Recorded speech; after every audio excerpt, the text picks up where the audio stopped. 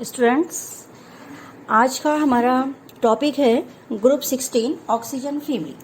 Group 15 इससे पहले मैंने लास्ट वीडियो में आपको पढ़ाया था। ग्रुप 15 में फास्फोरस, नाइट्रोजन्स और उनके कंपाउंड्स मैंने आपको बताए थे। उसके बाद आता है ग्रुप 16 यानी ऑक्सीजन्स फैमिली। तो जो हमारा पी ब्लॉक है उस आवर्त सारणी में ये 16वां वर्ग होता है और इसमें ऑक्सीजन, सल्फर, सेलेनियम, टेलिरियम, पोलिनियम आदि तत्व आते हैं। तो लिखेंगे आवर्त सारणी में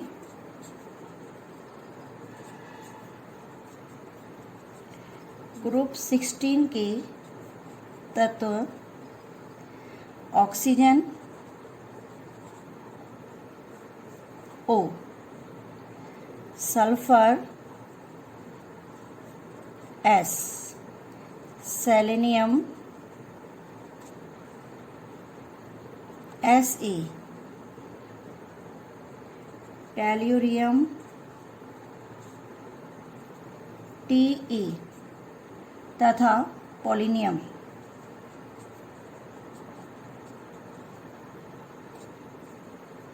Po आदि तत्व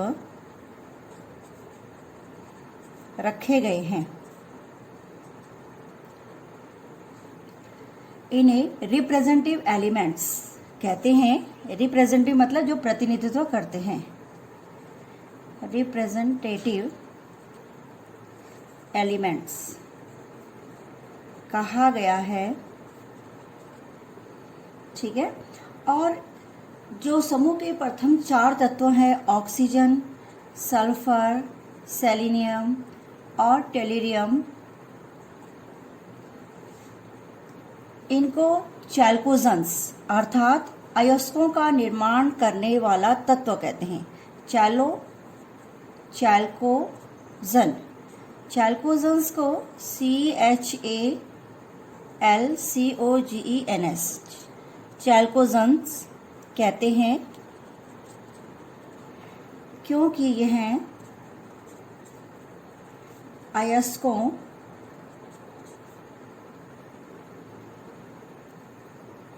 का निर्माण करने वाले तत्व हैं।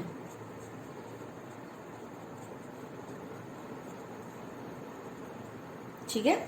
तो कहने का अर्थ है कि आवर्त सारणी में जितने भी आपको ग्रुप 16 के जो एलिमेंट्स है, ये मोस्टली जो पहले के 4 हैं, ये सभी क्या करते हैं, आपका चैल्कोजेंस कहलाते हैं क्योंकि ये अयस्कों का निर्माण करते हैं। इनका जो सामान्य गुणधर्म है, सामान्य गुणधर्म या केमिकल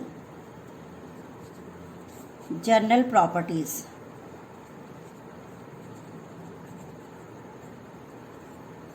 ओके, मतलब किस प्रकार से इनकी प्रॉपर्टीज होती है। तो इसमें फर्स्ट मैं आपको समझाऊंगी, छोटी छोटी सी चीजें हैं कि जैसे इलेक्ट्रॉनिक विन्यास है, तो सभी जानते हैं इनका जो इलेक्ट्रॉनिक विन्यास होता है बाह्य कक्ष में NH2 NP4 होता है।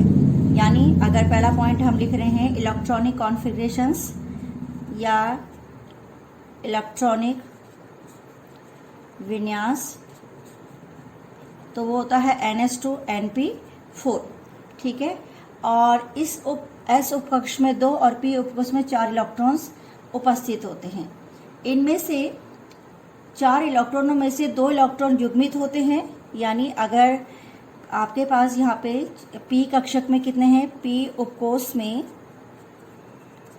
4 इलेक्ट्रॉन्स रहते हैं, जिनमें से 2 युग्मित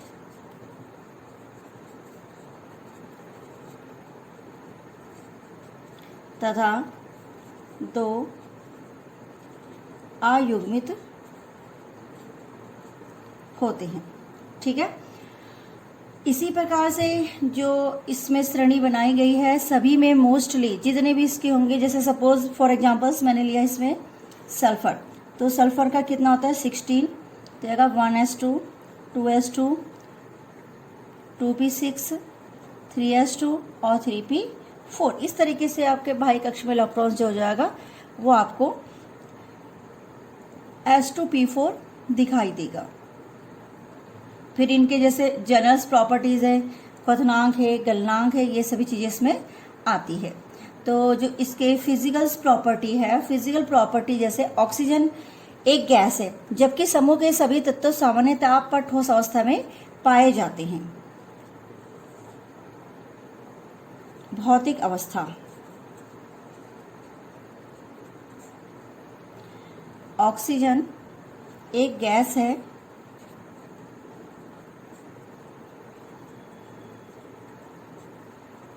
जबकि अन्य सभी तत्व ठोस अवस्था में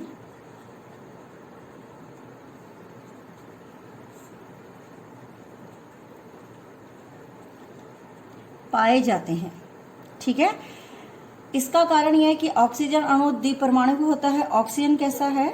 द्विपरमाणुक। और इनमें से जो तत्व होते हैं अधिक जटिल होते हैं, जबकि जो अन्य तत्व है वो क्या है? अधिक क्या है? जटिल है। तो हम इसको एक्सप्लेन करेंगे कि किस प्रकार से ये द्विपरमाणुक के रूप में पाया जाता है। इसके बीच जो अंतर आणविक बल होता है वो वॉन्डरबल्स बल होता है, इसलिए ऑक्सीजन एक गैस के रूप में पाया जाता है। जैसे सपोज पी पाई और पी पाई बहुल बंधों के निर्माण की क्षमता के कारण ऑक्सीजन एक द्विपरमाणुक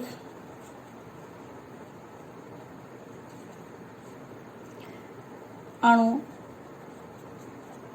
O' के रूप में पाया जाता है। O" आएगा क्योंकि इसमें दो लेना दो के रूप में पाया जाता है। इन अणुओं के मध्य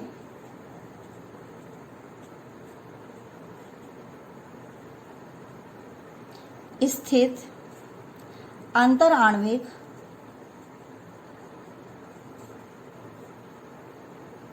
बल दुर्बल वॉन्डर बल्स कहलाता है।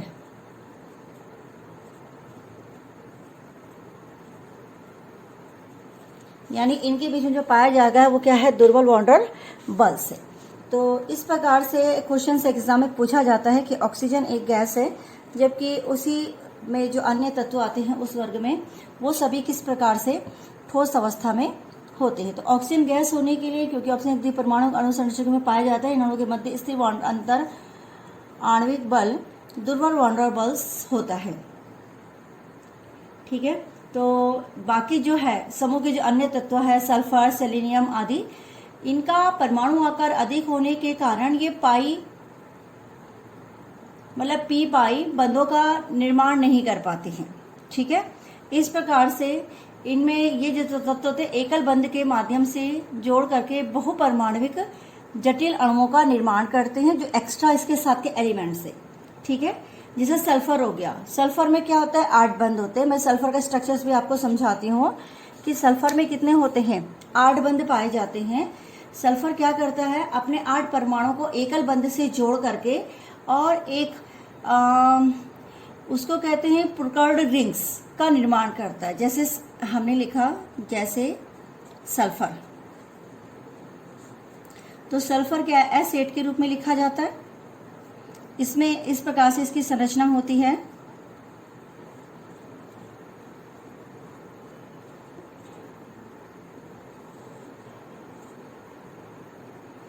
एक, दो, तीन, चार।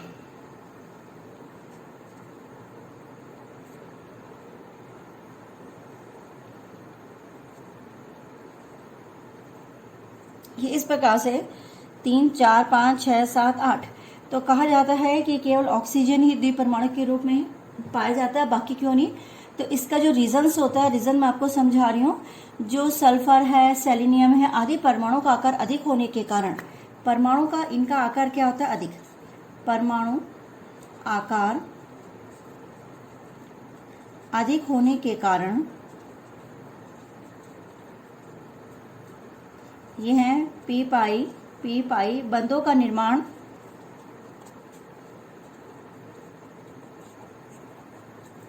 नहीं कर पाते और ये सारे के सारे क्या तत्व एकल बंध के माध्यम से, कैसे, एकल बंध के माध्यम से यानी सिंगल बॉन्ड के माध्यम से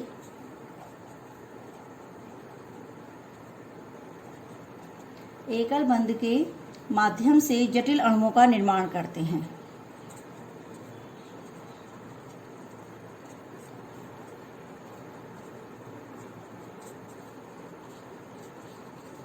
ठीक है, तो जैसे सल्फर हो गया अपने 8 परमाणुओं के साथ मिल करके एकल बंध को जोड़ करके इस प्रकार से एक इसको कहते हैं पुगर्ड रिंग्स का निर्माण करता है। फिर इसमें अगली प्रॉपर्टीज है, प्रॉपर्टी नंबर फर्स्ट के बाद मैंने आपको कराया सेकंड, उसके बाद आते हैं प्रॉपर्टी नंबर थर्ड में। प्रॉपर्टी नंबर यानी थर्ड इसकी आयनिक त्रिज्या, परमाणु या आयनिक त्रिज्या।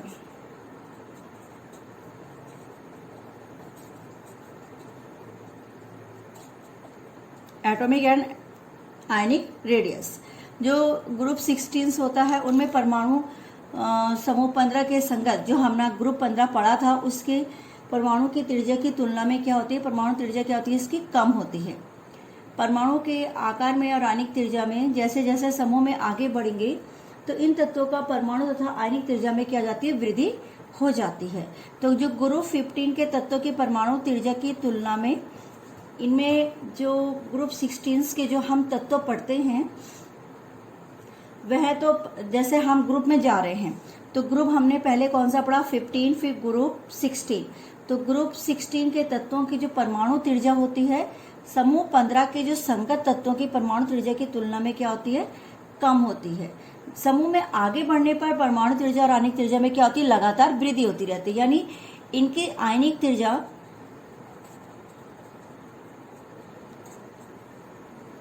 एवं परमाणु त्रिज्या में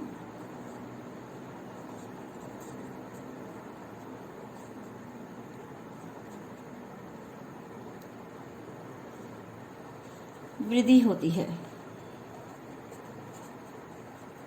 ठीक है, इसी प्रकार घनत्व आगे बढ़ने पर घनत्व में क्रमशः क्या होती है, वृद्धि होती है। पॉइंट नंबर 4, घनत्व बढ़ता है।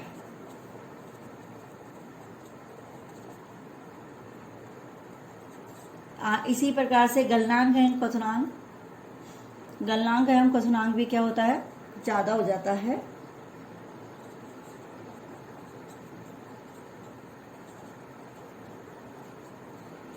बढ़ता है।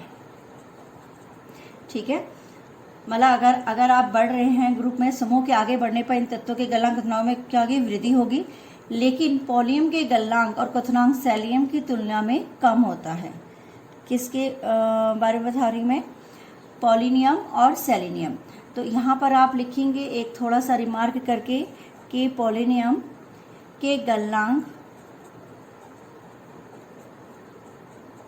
एवं क्वथनांक सेलिनियम की तुलना में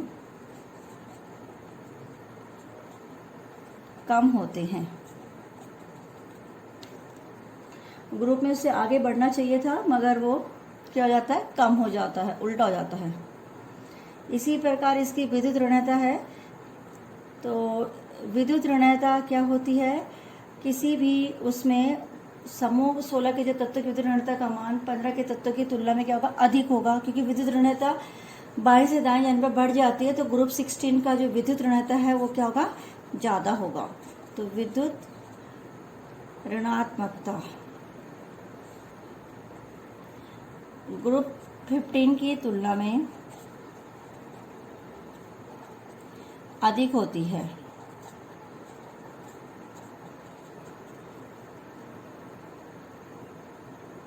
ठीक है, यहां पर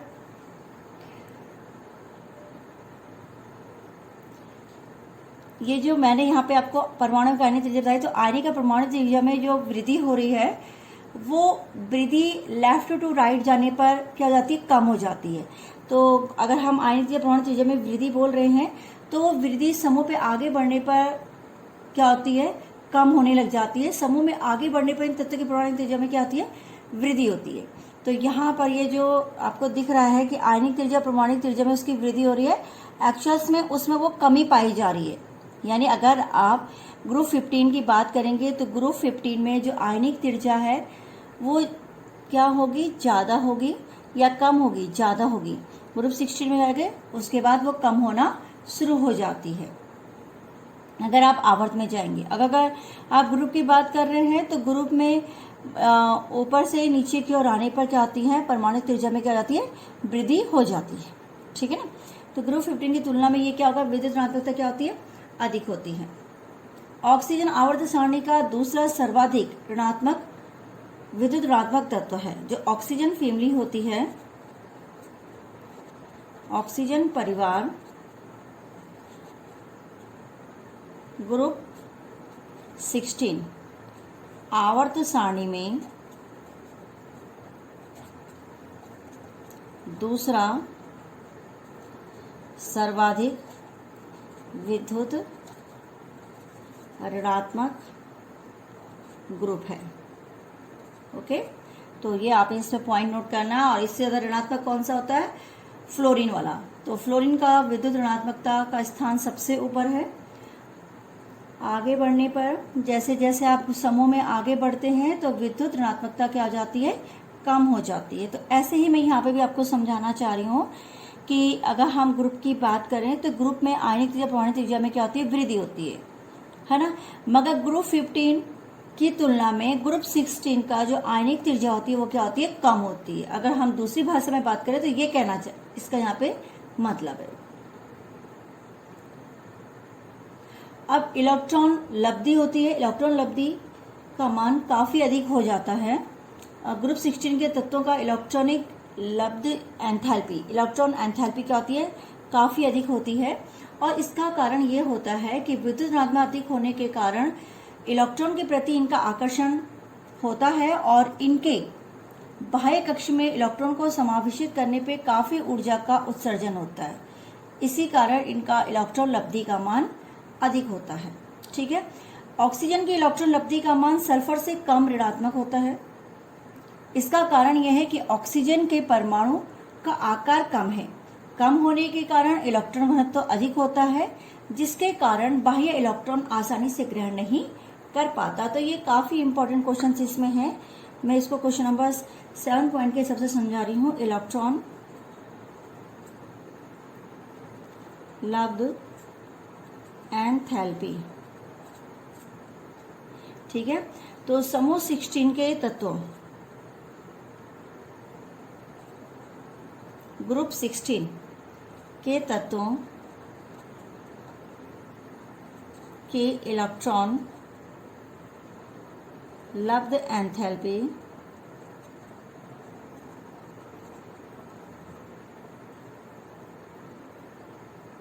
का मान काफी अधिक होता है।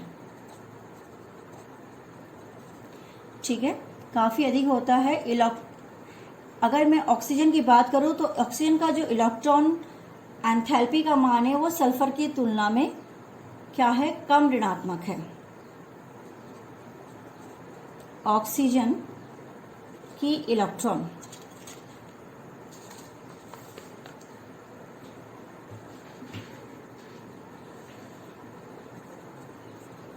लब्धि का मान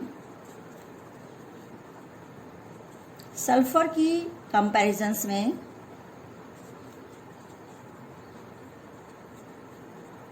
कम है। ठीक है, सल्फर की तुलना में क्या होता है, कम होता है। कम मतलब क्या है, ऋणात्मक। कहने का अर्थ है कम क्या है, ऋणात्मक है। सल्फर से पोलोनियम की ओर जाने पर इलेक्ट्रॉन लब्धि का मान कम होता चला जाता है। बस इसमें ऑप्शनल से कि सल्फर से हम पोलोनियम की ओर आ रहे हैं तो वो और भी क्या हो जाएगा, कम हो जाएगा। मगर ऑक्सीजन में इलेक्ट्रॉन लब्धि का मान सल्फर की तुलना में क्या होता है, कम ऋणात्मक है। अच्छा, विद्युत ऋणात्मक, अगर मैं इसको एक्सप्लेन करूं तो एक्सप्लेन करके ये पता चल रहा है कि विद्युत ऋणात्मक अधिक होने के कारण विद्युत ऋणात्मकता अधिक होने के कारण ग्रुप 16 के तत्वों में इलेक्ट्रॉन्स के प्रति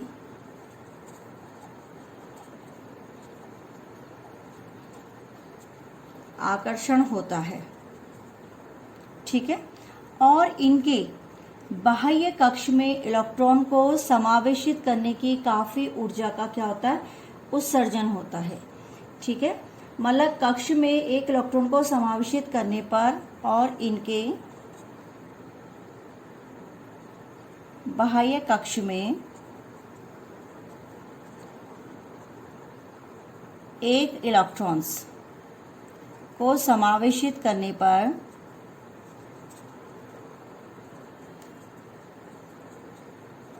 काफी ऊर्जा का उत्सर्जन होता है।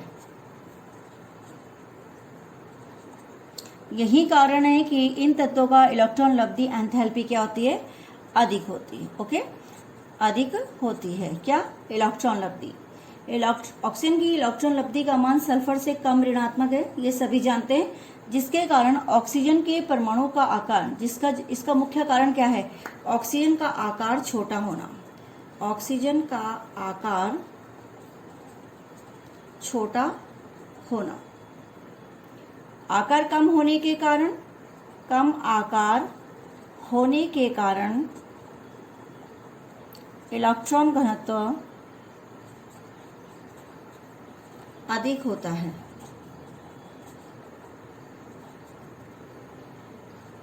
ठीक है, ऐसे ही इसमें ऑक्सीकरण अवस्था है। नेक्स्ट पॉइंट, ऑक्सीकरण अवस्था। ये पॉइंट नंबर नेक्स्ट आपका चल रहा है, 7th है, 7th के बाद 8। ऑक्सीकरण अवस्था समूह 16 के सभी तत्वों -2 करते हैं। ग्रुप 16 के सभी तत्वों की कितनी होती है, -2 ऑक्सीकरण अवस्था होती है। इसके अतिरिक्त ऑक्सीजन में, जैसे ऑक्सीजन आप लिख रहे हैं OF2 में +2, ठीक है, आदि प्रदर्शित करते हैं। तो जो इसकी ऑक्सीकरण अवस्थाएं होती है वो +4 से लेकर के +6 तक क्या होती है, स्थिर होती है। ठीक है, तो यहाँ पर ऑक्सीजन के अतिरिक्त समूह के जो अन्य तत्व हैं उनमें d ऑर्बिटल्स उपस्थित रहते हैं, रिक्त d ऑर्बिटल्स उपस्थित रहते हैं, और इसमें 2 अयुग्मित और 2 युग्मित इलेक्ट्रॉन्स भरे जाते हैं। तो इस प्रकार से ये विभिन्न ऑक्सीकरण अवस्था प्रदर्शित करते हैं। जो ऑक्सीकरण अवस्था इनकी होती है वो अलग अलग रहती है। इसी प्रकार धात्विक लक्षण हो गया।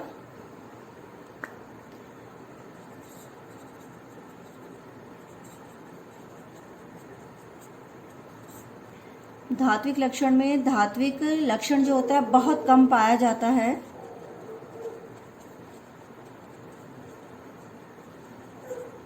जैसे ऑक्सीजन और सल्फर क्या है, अधातु।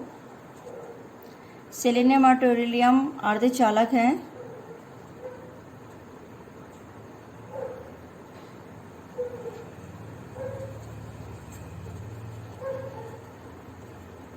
ठीक है, इस प्रकार से जो पोलिनियम है PO वो धात्विक है इसमें। ठीक है, तो कुछ कुछ इसमें धातु है, कुछ अधातु है, मगर मोस्टली इसमें अधातु ही है। जैसे ऑक्सीजन सल्फर अधातु हो गया, सेलेनियम टोरियम अर्धचालक हो गया, और पोलिनियम क्या है, धात्विक है। इसी प्रकार से इस पर एक प्रॉपर्टी और पाई जाती है एलोट्रॉपी की। एलोट्रॉपी यानी आप कह सकते हैं अपरूपता। सभी इस समूह के जो सभी तत्व होते हैं अपरूपता प्रदर्शित करते हैं। अपरूपता प्रदर्शित करने के, जैसे हमने सपोज कहा ऑक्सीजन, तो ऑक्सीजन के 2 अपरूप है, O2 और O3। इसको हम O2 और O3 के रूप में क्या कर सकते हैं, ये मतलब पाया जाता है। ठीक है, और इसी प्रकार सल्फर्स के हैं rhombic sulphur, plastic sulphur. Sulphur के क्या है, रोम्बिक सल्फर, प्लास्टिक सल्फर इत्यादि। ठीक है, तो ये इसके अपरूप पाए जाते हैं। कई प्रकार से होते हैं इसमें। इसी प्रकार इसकी केमिकल प्रॉपर्टीज़ हैं कि केमिकल प्रॉपर्टी क्या होती है, तो वो मैं इसी के साथ पूरा कवर कर रही हूँ आज इस टॉपिक को। तो लिखेंगे अब इसमें केमिकल प्रॉपर्टीज। ठीक है, तो केमिकल प्रॉपर्टी में आप देखिए आपको क्या क्या मैं इसमें समझाऊंगी।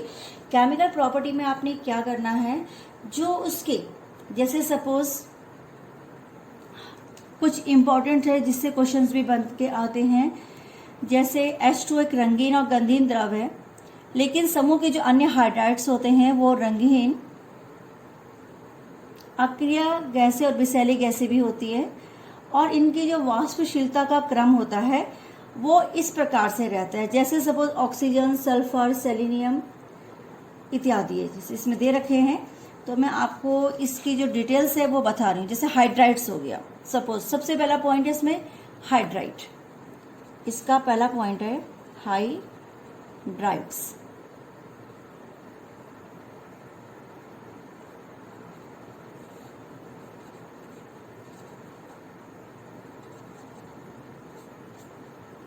हाइड्राइड्स, ठीक है।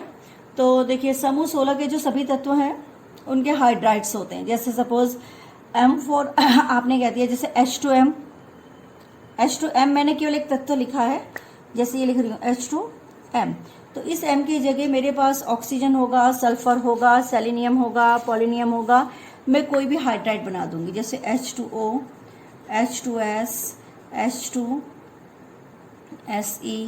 इसी प्रकार से H2Te, ये सारे इसके क्या बन गए, हाइड्राइड्स बन गए, H2S, H2Se इत्यादि। ठीक है, इसी प्रकार जो ऑक्सीजन का एक अन्य हाइड्राइड है आपको मालूम ही है, जिसको कहते हैं हम H2O2। ठीक है, ये हाइड्रोजन परऑक्साइड्स के नाम से जाना जाता है। तो जो हाइड्राइड्स होते हैं उनके भौतिक और रासायनिक गुणों में एक क्रमबद्धता पाई जाती है, और वो इस प्रकार से है। सपोज मैं क्रमबद्धता को दिखा रही हूँ, तो ये सबसे पहले मैंने इसमें पॉइंट लिया, इसके अंदर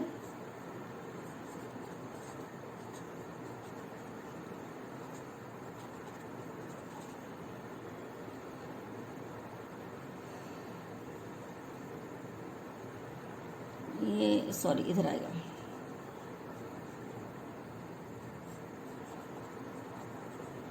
ये इस प्रकार से दिखा दिया। देखो H2O एक रंगीन गंधहीन द्रव है, और समूह के जो अन्य हाइड्राइड्स है रंगीन, अक्रिय और गंधयुक्त विषैली गैसें होती है, और इनका वाष्पशीलता का क्रम गिरा। ये इसका कौन सा क्रम है, वाष्पशीलता का क्रम है। ठीक है, इस प्रकार से इनकी वाष्पशीलता। H2O का जो क्वथनांक है वो असामान्य रूप से अधिक होता है।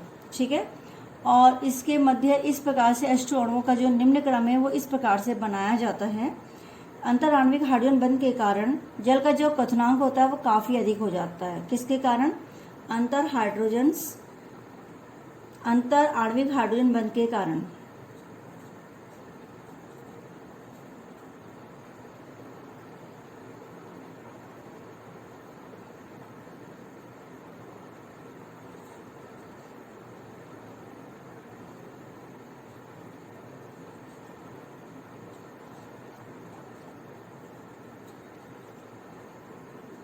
ये बंद है,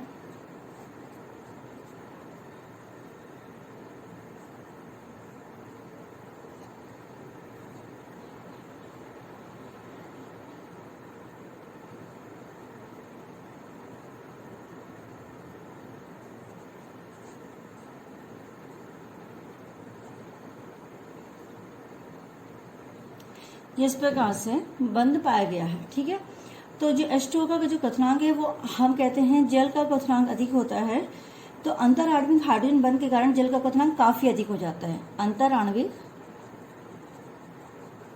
हाइड्रोजन बंध के कारण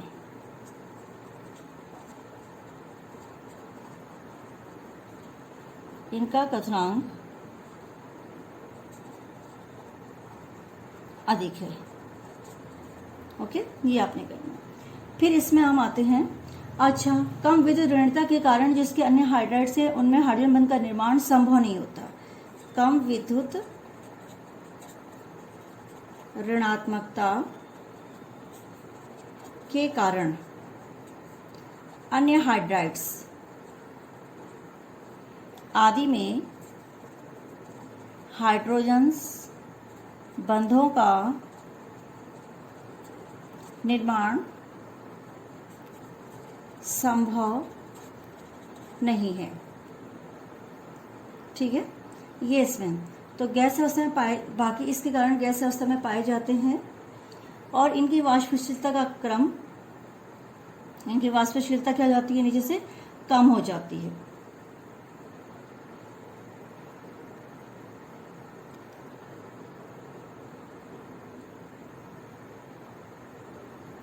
फिर आते हैं सेकंड पॉइंट में, स्टेबिलिटी, हीट स्टेबिलिटी।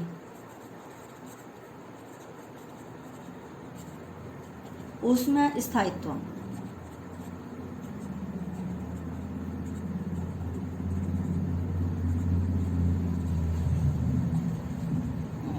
इसका क्रम इस प्रकार से है, वाटर का सबसे ज्यादा, इसका, फिर इसका और फिर सबसे कम इसका। उसके बाद आते हैं तीसरा, एसिडिक नेचर।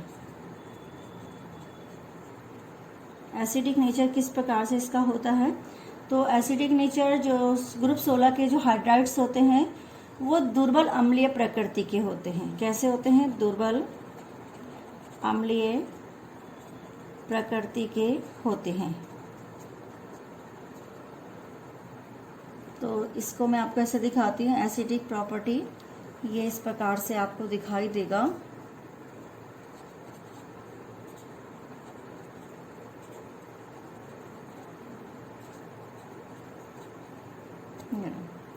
इसका एसिडिक प्रॉपर्टीज यहाँ से क्या हो जाएगा,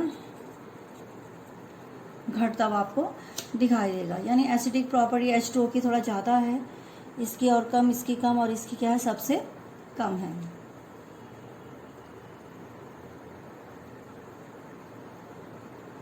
इसी प्रकार से इसमें आता है कि ऑक्सीजन्स के फ्लोरीन के साथ बने यौगिक फ्लोराइड्स कहलाते हैं, क्योंकि फ्लोरीन ऑक्सीजन से अधिक विद्युत ऋणात्मकता वाला होता है, इसलिए वो फ्लोराइड्स कहलाते हैं। जैसे हमने कहा ऑक्सीजन हम हैलाइड्स बना रहे हैं, वैसे फ्लोराइड्स बन गया, क्लोराइड्स बन गया, ब्रोमाइड्स बन गया। तो ऑक्सीजन के फ्लोरीन्स, इसको मैं हेडिंग के रूप में लिख रही हूँ, ऑक्सीजन के फ्लोरीन के साथ बने यौगिक फ्लोराइड्स कहलाते हैं, क्योंकि फ्लोरीन की विद्युत ऋणात्मकता ऑक्सीजन से अधिक है। काफ़ी इम्पोर्टेंट क्वेश्चन है और ये बहुत बार आता है, तो ये विद्युत ऋणात्मकता आपका हाईलाइट कर दिया मैंने, अधिक। ठीक है, हैलोजन ऑक्साइड्स कहलाएंगे।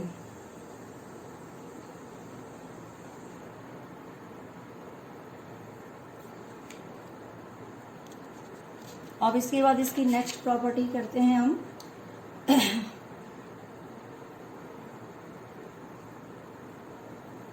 ऑक्साइड्स। समूह 16 के अनेक प्रकार के जो ऑक्साइड्स है, मोनो ऑक्साइड्स हो गया, डाई ऑक्साइड्स हो गया, ट्राई ऑक्साइड्स हो गया, आदि का ये क्या करता है, निर्माण करता है।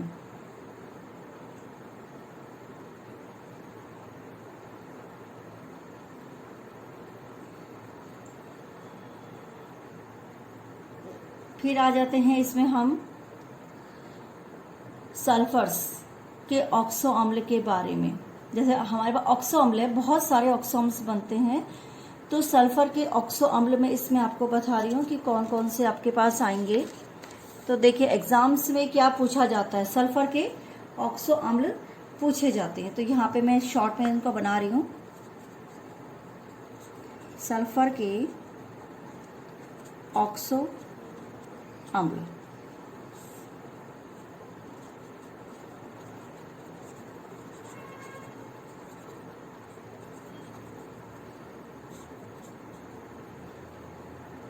सबसे पहले मैंने लिखा सल्फ्यूरस अम्ल,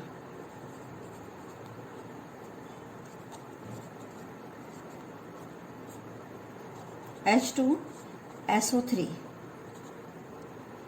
तो ये देखो किस प्रकार बनाएगा,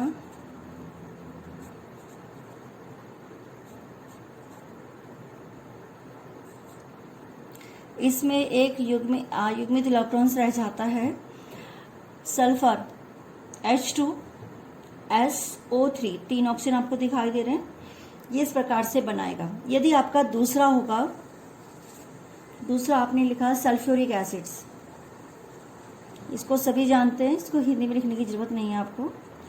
ये ऑक्सीजन 2 बार इसके साथ डबल बॉन्ड करेगा और OH और OH, ये सल्फ्यूरिक एसिड्स है। तीसरा इसमें है थायोसल्फ्यूरिक एसिड,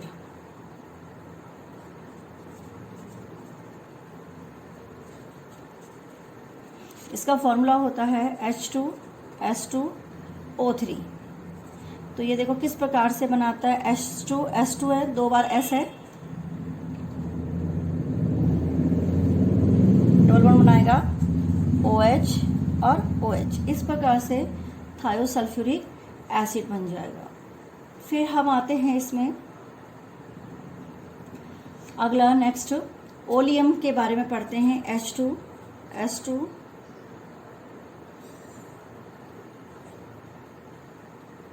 नहीं, इसके बाद मैं आपको पढ़ाती हूँ H2S2 और O8, इसको बोलते हैं डाइथायोनिक एसिड्स। डाइथायोनिक एसिड्स, ओलियम को छोड़ दीजिए फिलहाल इसमें। डाइथायोनिक एसिड्स, सल्फर 2 बार हो गया। ऑक्सीजन कितनी चाहिए आपको? 8, 3।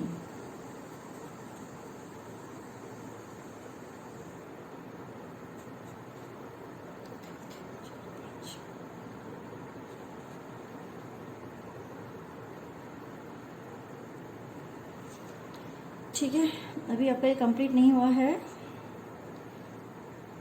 तो इसमें बीच में 2 ऑक्सीजन और कम हो रही है ना, एक वो इधर करा और एक वो इधर करा, ये ऐसे हो गया। ऑक्सीजन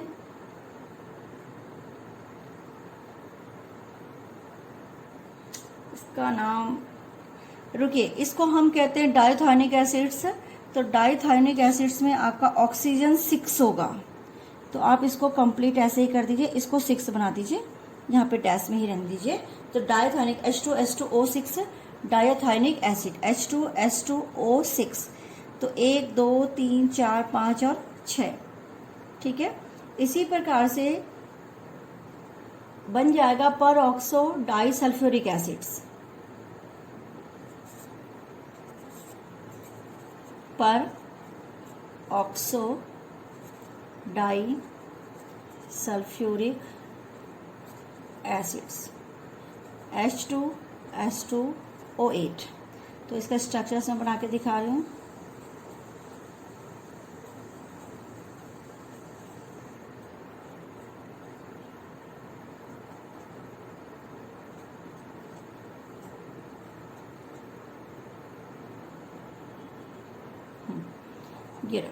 इसके है डाइसल्फ्यूरिक एसिड्स। तो ये सब आपके पास ऑक्सो एसिड्स हैं कि किस प्रकार से आप ऑक्सो एसिड को इसमें दिखाते हैं। तो ये सल्फर के ऑक्सो एसिड्स हैं, कई बार इसका संरचना बनाने के लिए आती है, तो ये आप नोट कीजिए।